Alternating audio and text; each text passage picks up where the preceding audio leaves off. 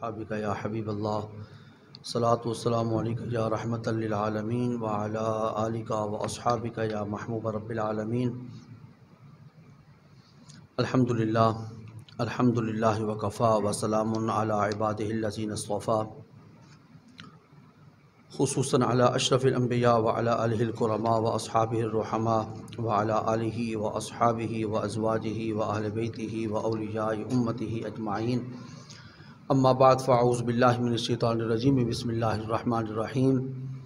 واکتب لنا فی ہذہ الدنیا حسنۃ وفی الآخرہ انا ہدنا الیک، قال عذابی اصیب بہ من اشاء ورحمتی وسعت کل شیء فساکتبها للذین یتقون ویؤتون الزکاۃ والذین هم بآیاتنا یؤمنون، الذین یتبعون الرسول النبی الأمی الذی یجدونہ مکتوبا عندهم فی التوراۃ والانجیل یأمرهم بالمعروف وینہاهم عن المنکر ویحل لهم الطیبات ویحرم علیہم الخبائث وَيَدَعُ عَنْهُمْ إِصْرَهُمْ وَالْأَغْلَالَ الَّتِي كَانَتْ عَلَيْهِمْ فَالَّذِينَ آمَنُوا بِهِ وَعَزَّرُوهُ وَنَصَرُوهُ وَاتَّبَعُوا النُّورَ الَّذِي أُنزِلَ مَعَهُ أُولَئِكَ هُمُ الْمُفْلِحُونَ۔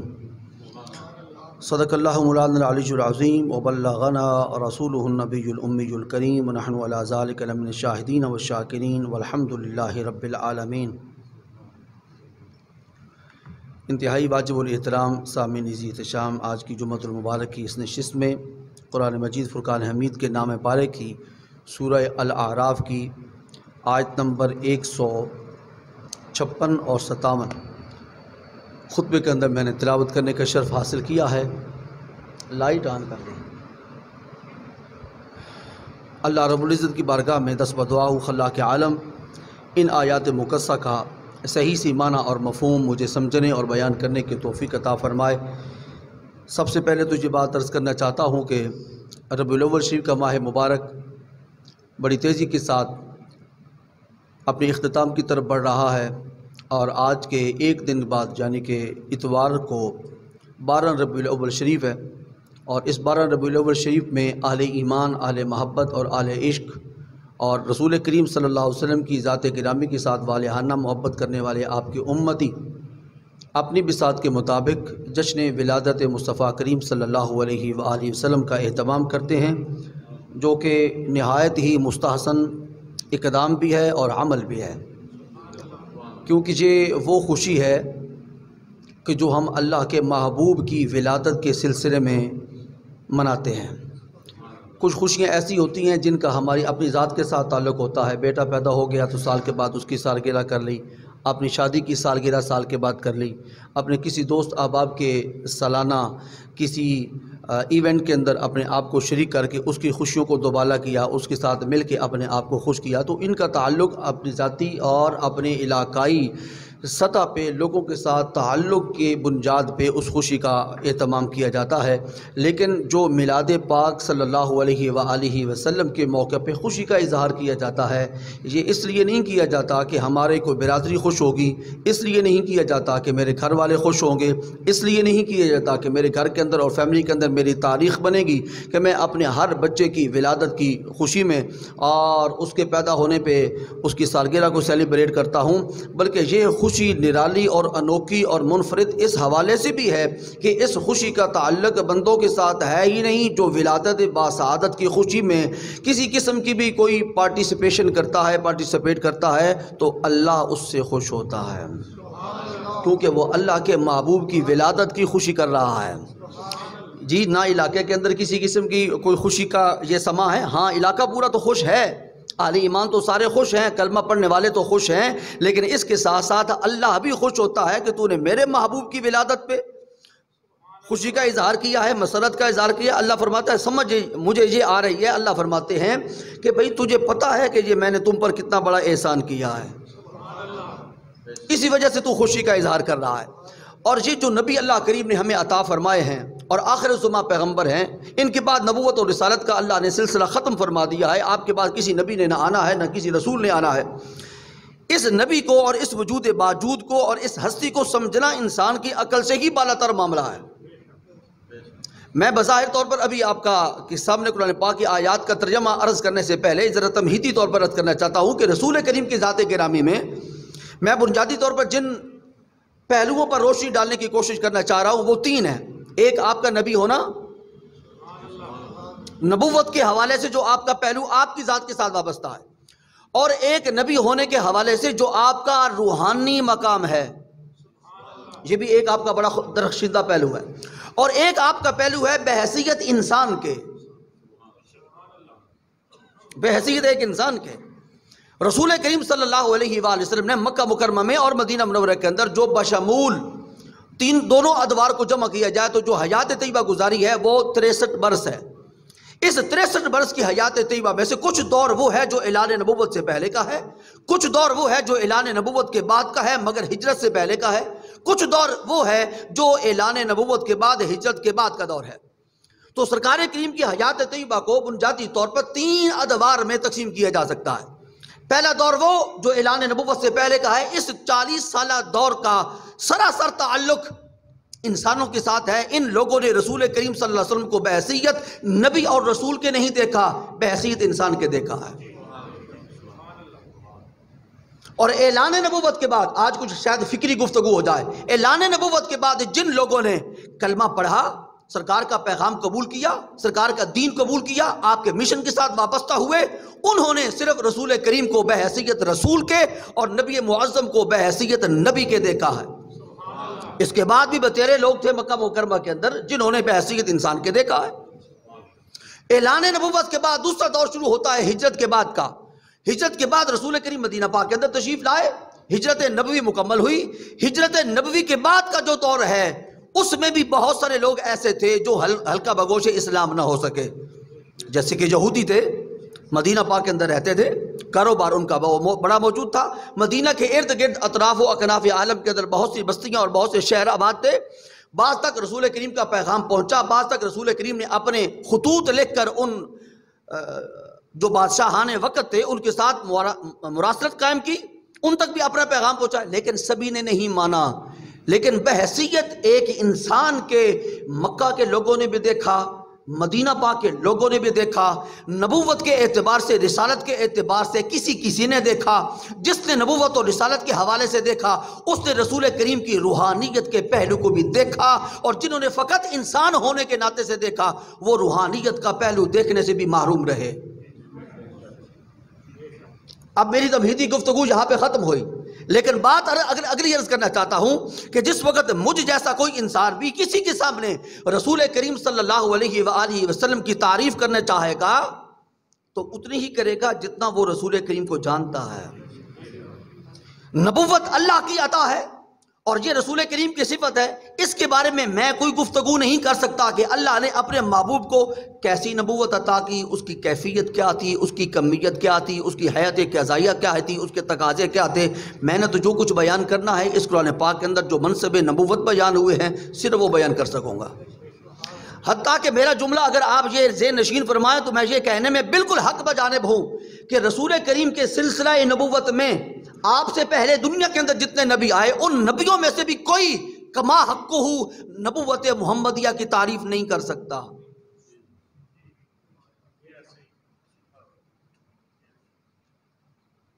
میں ایک لمحے کے لیے رکا ہوں تاکہ یہ بات آپ کے ذہن نشین کرا کے آگے بڑھوں کہ حضرت آدم علیہ السلام سے لے کے حضرت عیسیٰ علیہ السلام تک کوئی نبی بھی رسول کریم کی نبوت کاملہ اور نبوت مطلق کے بارے میں صحیح معلومات مہیا نہیں کر سکتا. اس لیے کہ جو کسی کی تعریف کرنا چاہ رہا ہو نا اسے تعریف کی جانے والی شے سے بلند تر ہونا چاہیے. وہ اوپر سے اس کا احاطہ کر کے ساری صفات کو دیکھے پھر اس کی تعریف کرے. تو رسول کریم سے اوپر تو صرف اللہ کی ذات ہے، جس کی طرف حضرت سعدی شیرازی رحمۃ اللہ تعالی علیہ نے اپنے شعر کے اندر ذکر فرمایا. فرماتے ہیں یا صاحب الجمال یا صاحب الجمال و یا سید البشر من وجہ کر منیر لقد نور القمر لا یمکن الثناء کما کان حقہ بعد از خدا بزرگ توئی قصہ مختصر. کیا عرض کرتے ہیں سعدی شیرازی کہ آپ جیسا حسین و جمیل دنیا کے اندر کوئی نہیں آیا. یا صاحب الجمال و یا سید البشر. حضرت یہ سید البشر کدھر کہہ رہے ہیں آپ؟ ہمیں تو لوگوں نے بتایا ہے کہ وہ محض بشر ہیں. فرمایا نہیں، ان کی رسائی اس مقام تک نہیں ہے جس مقام تک میں پہنچا ہوں. وہ صرف بشر نہیں ہیں، وہ سید البشر ہیں. ساری بشریت کے وہ سردار ہیں، وہ آقا نامدار ہیں، وہ فخر موجودات ہیں، وہ خلاصہ کائنات ہیں، وہ محبوب کردگار ہیں، وہ نبی مختار ہیں، اللہ کے محبوب ہیں. صرف بشر نہیں، سید البشر ہیں. بشر ہونا اور بات ہے، میں بھی بشر ہوں، آپ بھی بشر ہیں، میرے استاد بھی بشر ہیں، میرے والد گرامی بھی بشر ہیں، میرے پیر طریقت رہبر شریعت وہ بھی بشر ہیں، وہ بھی بشر، سارے بشر، اور محمد پاک بھی بشر. پھر فرق کیا رہ گیا؟ ہاں، تو جن کا کلمہ پڑھتا ہے وہ محض بشر نہیں، سید البشر ہے. اور ان کی بشریت کا ہم انکار بھی نہیں کرتے. اللہ کریم نے بشریت بھی عطا کی تھی تاکہ بشر فیض حاصل کر سکے. کیونکہ فیض لینے کے لیے اور فیض دینے کے لیے مناسبت کا پایا جانا ضروری ہے، اور مناسبت تبھی ہو سکتی ہے کہ رسول کریم کو بھی جنات میں سے یا ملائکہ میں سے صرف محض نوری بنا کے نہ بھیجا جاتا. آپ کے اندر بھی بشریت کے کچھ لوازمات رکھے جاتے تاکہ بشریت بھی فیض یاب ہو سکتی. اور نورانیت رکھی کیونکہ اس رسول نے صرف بشر بن کے نہیں آنا اور بشروں کے لیے فیض رساں بن کے نہیں آنا، بلکہ اس رسول ذی شان نے ملائکہ کو بھی فیض عطا کرنا ہے. اس کے اندر نورانیت بھی ہونی چاہیے تاکہ نوری جہان کے لوگ بھی فیض حاصل کر سکیں. کیونکہ یہ صرف نبی نہیں ہے بلکہ نبی کل ہے. یہ صرف رسول نہیں ہے، یہ رسول کل ہے. یہ صرف رحمت نہیں ہے بلکہ رحمت للعالمین ہے. اور عالمین کے اندر جتنی مخلوقات پائی جاتی ہیں ان مخلوقات نے اس وجود باجود سے فیض حاصل کرنا ہے. فیض تبھی حاصل کر سکتے ہیں کہ ہر مخلوق کے اندر جو صفات پائی جاتی ہیں وہ صفات کاملہ کامل شکل میں محمد پاک کے اندر پائی جائیں تاکہ مناسبت قائم ہو جائے. مناسبت کی بنیاد پہ ہی فیض چلتا ہے، فائدہ چلتا ہے. تو نبی پاک صلی اللہ علیہ وآلہ وسلم کی تعریف میں کما حقو نہیں کر سکتا. حتیٰ کہ رسول کریم صلی اللہ علیہ وآلہ وسلم کو جو اللہ کریم نے مقام روحانیت عطا فرمایا تھا اس تک بھی تیری میری رسائی نہیں، حتیٰ کہ صحابہ کرام کی بھی رسائی نہیں. یہ پتہ نہیں میں نے کیسے بات عرض کر دی ہے. روحانی مقام آپ کا، آپ کے اندر بھی روح موجود ہے، میرے اندر بھی روح موجود ہے. روحانی مقام رسول کریم کا وہ اتنا اعلیٰ. اور یہ بھی بات بھی عرض کر دیتا ہوں، رسول کو اور نبی کو جو صفات عطا کی جاتی ہیں وہ امت کی جمیع صفات سے عظیم بھی ہوتی ہیں، اعلیٰ تر بھی ہوتی ہیں اور فائق تر بھی ہوتی ہیں. خواہ وہ ظاہری صفات ہو خواہ وہ باطنی صفات ہو. ظاہری صفات دیکھنا، سننا، ذائقہ چکھنا، بولنا، بات کرنا، اپنی آواز پہنچانا، ہاتھوں کے ساتھ کسی چیز کو پکڑنا، چلنا، یہ ساری ظاہری صفات ہے. میں ان کی طرف نہیں بڑھتا، وقت کے دامن کے اندر گنجائش نہیں ہے. عرض یہ کرنا چاہ رہا ہوں کہ ہر نبی اور ہر رسول کو ایسی صفات اللہ کریم عطا فرماتے ہیں کہ اس معاشرے کے اندر بسنے والے جمیع افراد کی وہ صفات اگر اکٹھی کی جائیں تو وہ ساری صفات بھی نبی کی ایک صفت سے ہیج ہوتی ہیں، فرو تر ہوتی ہیں، کم تر ہوتی ہیں. تو نبی کی روحانی صفت اس کا بھی ادراک صحابہ کرام نہ کر سکے. اس کی صرف ایک مثال عرض کروں گا. بڑی مشہور و معروف حدیث پاک ہے، رسول کریم نے صوم وصال رکھنے شروع فرمائے. صوم وصال، صوم وصال کیا ہوتا ہے؟ ہماری بلا جانے مسلسل روزہ رکھنا، صبح رکھنا، شام کو افطار نہ کرنا، اس سے پہلے روزے کو دوسرے روزوں کے ساتھ ملانا، اگلے دن سحری کرنا، پھر اگلے رات کو افطاری کوئی نہ کرنا، اگلی سحری جا کر کھانا. اس کو کہتے ہیں صوم وصال. مسلسل روزہ رکھنا. ہاں کبھی موقع ملے تو یہ بھی رکھنے کی کوشش کیجیے گا، صرف 2-3 دن سے آگے آپ میں اور میں نہیں بڑھ سکیں گے.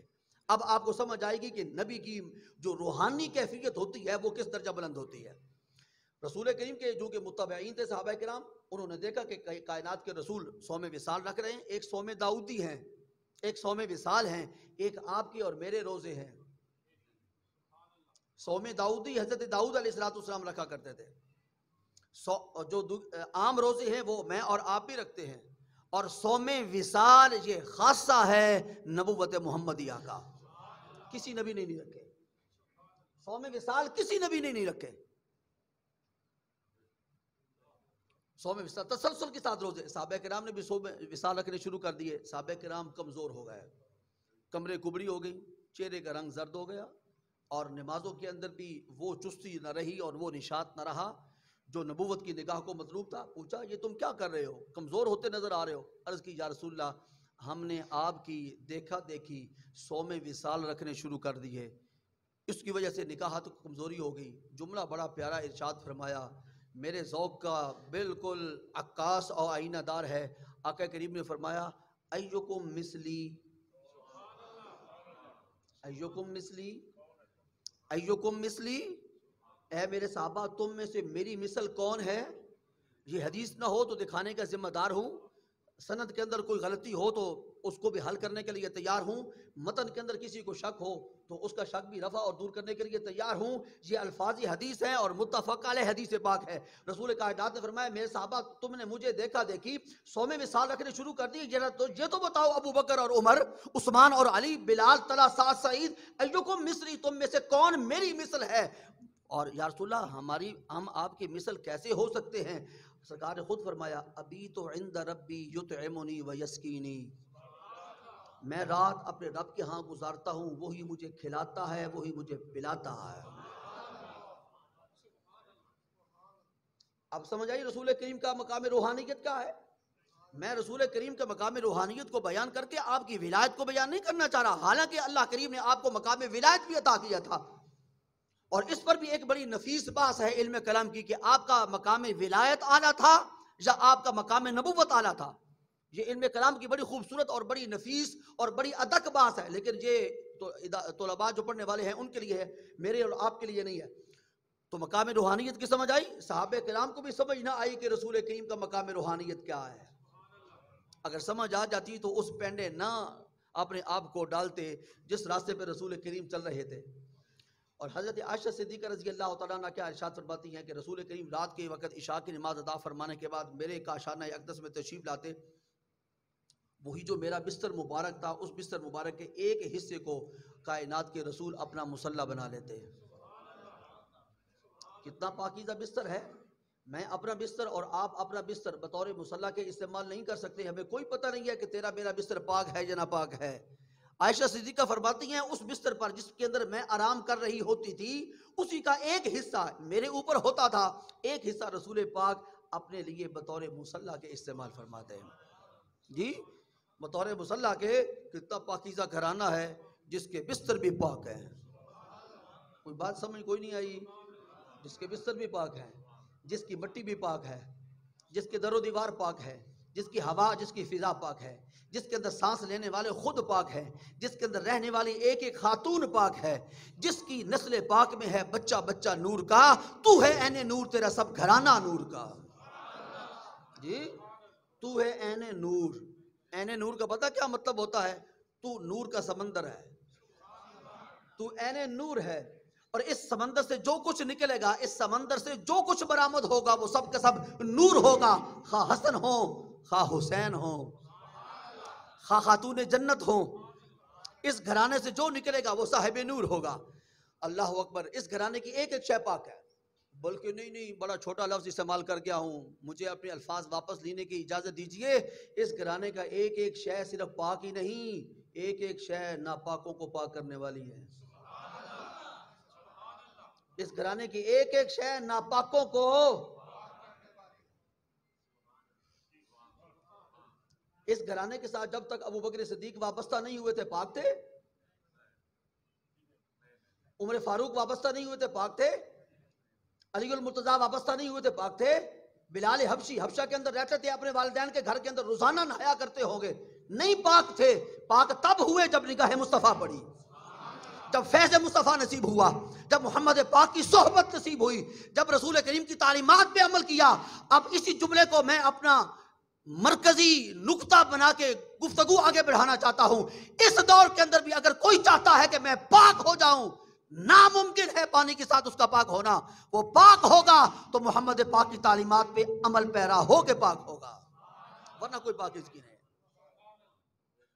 آپ کی تعلیمات کو چھوڑ کر کوئی بندہ کہے کہ میں پاک ہوں، ہاں تو صاف ستھرا ہو سکتا ہے، تو اجلا ہو سکتا ہے، تو نیٹ اینڈ کلین ہو سکتا ہے، لیکن تیرا تزکیہ نہیں ہوگا، تیرا تصفیہ نہیں ہوگا، تیری صفائی نہیں ہوگی، تیری باطنی طہارت کا اہتمام نہیں ہوگا۔ اگر تو اپنی باطنی طہارت کا اہتمام کرنا چاہتا ہے، ناممکن ہے محمد پاک کی تعلیمات کو تو پس پش ڈالے پھر کہے کہ میں پاک ہوں، تو پاک نہیں ہو سکتا۔ پاک ہونے کے لیے ایک ہی شرط ہے، خواہ ایسا بندہ جو تعلیمات محمدیہ کو اگنور کرتا ہے، فراموش کرتا ہے اور پس پش ڈالتا ہے، وہ روزانہ 5 وقت کا وضو زمزم کے ساتھ کرے، پھر بھی پاک نہیں ہے، پھر بھی پاک۔ اور جسے زمزم نصیب اور دستیاب نہیں ہے، وہ سادہ پانی کے ساتھ بھی وضو کر لے، تعلیمات محمدیہ کا عامل ہو، پاک ہے، پاک ہے۔ اسے میں نے پاک قرار نہیں دینا، اس قرآن پاک نے قرار دینا ہے۔ رزق سارے نہیں کھاتے، کس کا دیا ہوا رزق ہے؟ اللہ کا عطا کردہ رزق ہے۔ انگریز کو کون دیتا؟ اللہ۔ جرمن کے اندر رہنے والوں کو کون دیتا؟ اللہ۔ بدھ مت کو کون دیتا؟ اللہ۔ عیسائی کو کون دیتا؟ اللہ۔ یہودی کو اللہ۔ مومن کو کون دیتا؟ اللہ۔ جب ان کا رزق ان کے حلق میں نیچے جاتا ہے، پاک ہوتا ہے۔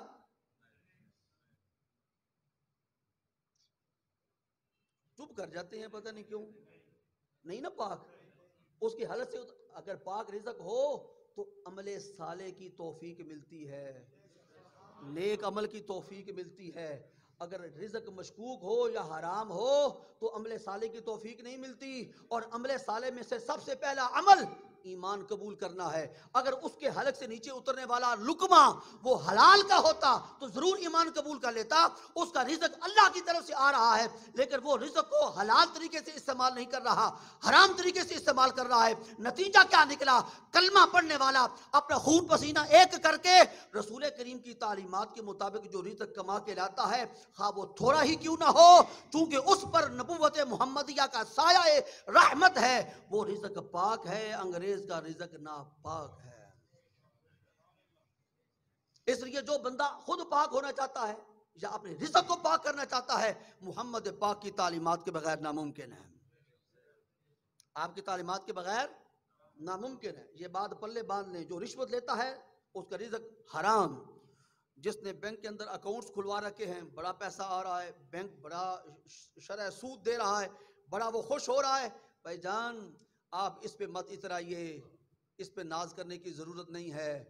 آپ سے تو وہ مولوی صاحب بہتر ہیں، 10-12 ہزار روپیہ تنخواہ لیتے ہیں، 5-6 بچوں کی کفالت کر رہے ہیں، اور یہ رزق جو مولوی صاحب کے پاس جا رہا ہے آپ کی جیبوں سے نکل کر ان کے لیے حلال ہے، اور جو سود کا پیسہ آپ لے کے آ رہے ہیں یہ آپ کے حلال رزق کو بھی حرام کر رہا ہے، اسے بھی مشکوک بنا رہا ہے۔ آخری میری بات اگر آپ سمجھ گئے تو میں سمجھوں گا آج آدھا گھنٹہ آپ کے ساتھ گفتگو کرنا میرا رائے گاہ نہیں گیا۔ بہت اہم بات ہے، بڑی خاص بات ہے۔ اسے یہ جو تختی ہے نا اللہ نے سب کو دے رکھی، دھڑکتی ہے اور پمپ کرتی ہے، خون کو آپ کے جسم کے اندر گردش کرنے کے لیے بھیجتی ہے، اس پہ لکھ لیجئے گا، ایک ہوتی ہے کثرت، ایک ہوتی ہے برکت۔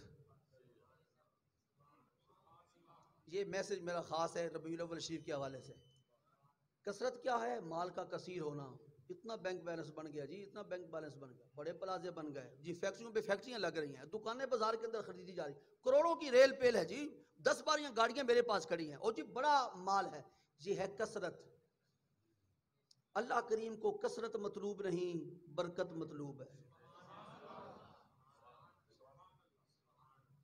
اللہ کو کثرت مطلوب نہیں، برکت مطلوب ہے۔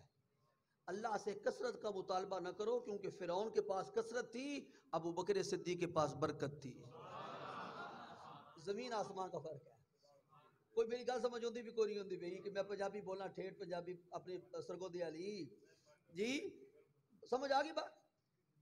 غزوہ تبوک کے موقع پہ رسول کائنات کی بارگاہ ناز کے اندر حضرت ابو بکر صدیق اپنے گھر سارے گھر کا اثاثہ اکٹھا کر کے سر پہ گٹھڑی باندھ کے پیش کرنے کے لیے حاضر ہوئے، اور اس کے مقابلے میں حضرت عمر فاروق رضی اللہ تعالیٰ عنہ نے اپنے گھر کا آدھا مال اٹھایا اور اونٹوں پہ لادا، اونٹوں پہ لاد کے حضور کی بارگاہ ناز کے اندر پیش کیا۔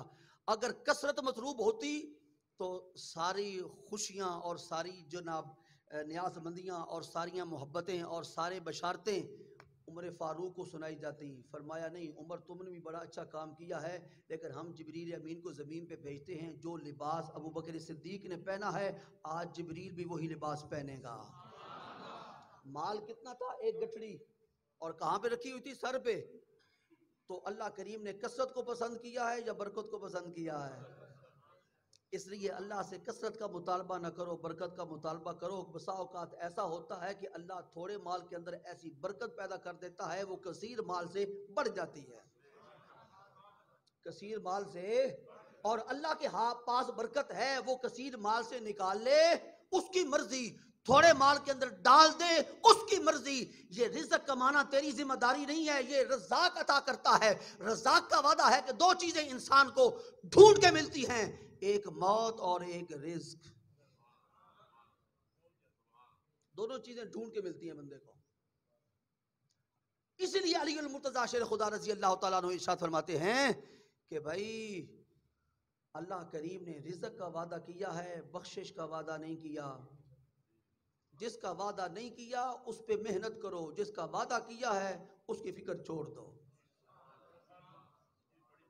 بات تو علی پاک نے بڑی کر دی، کیونکہ پاک گھرانے کا پاکیزہ ترین فرد ہے، باب مدینۃ العلم ہے، لیکن کچھ میرے دوستوں کو سمجھ کوئی نہیں آئی، میں اس کو ریپیٹ کرتا ہوں. علی المرتضیٰ فرماتے ہیں کہ اللہ کریم نے بخشنے کا وعدہ کوئی نہیں کیا، اس لیے محنت کر تاکہ تو بخشا جائے. اللہ کریم نے رزق پہنچانے کا وعدہ فرمایا ہے، رزق کی پرواہ نہ کر، وہ پہنچ کے رہے گا. وما علی الا البلاغ.